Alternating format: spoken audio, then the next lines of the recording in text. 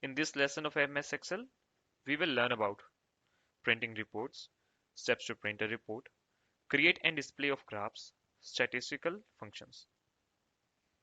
So let's begin with what is printing reports. When you print a report, the report data is first sent to the report generator and then to the printer. The system uses printing options as set on the report options form. Steps to print a report. Step 1. Select the Report Manager option from the View menu. Excel displays the Report Manager dialog box. Step 2. Select a report from the list of defined reports. Then click on the Print button. Excel displays the Print dialog box. Step 4.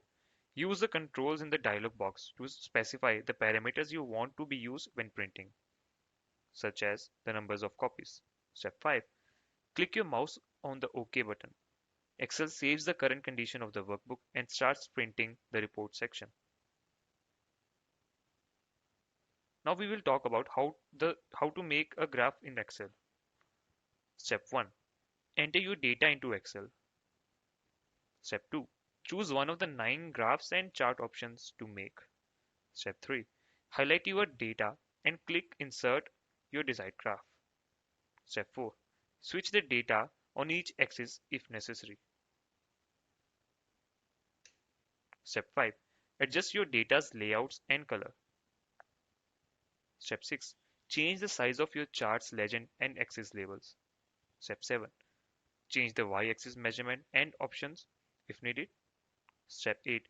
Reorder your data if desired. Step 9. Title your graph. And then step 10. Export your graph or chart. Statistical function. Statistical functions apply a mathematical process to a group of cells in a worksheet. A list of commonly used statistical functions is shown in the side table. Commonly used statistical functions. Functions are more efficient than formulas when you are applying a mathematical process to a group of cells.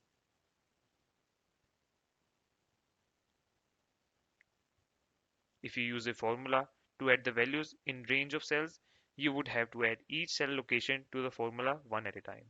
This can be a very time consuming if you have to add the values in a few hundred cell locations. In addition to demonstrating functions, this section also reviews percent of total calculation and to use of absolute references. This was it for MS Excel. Thank you.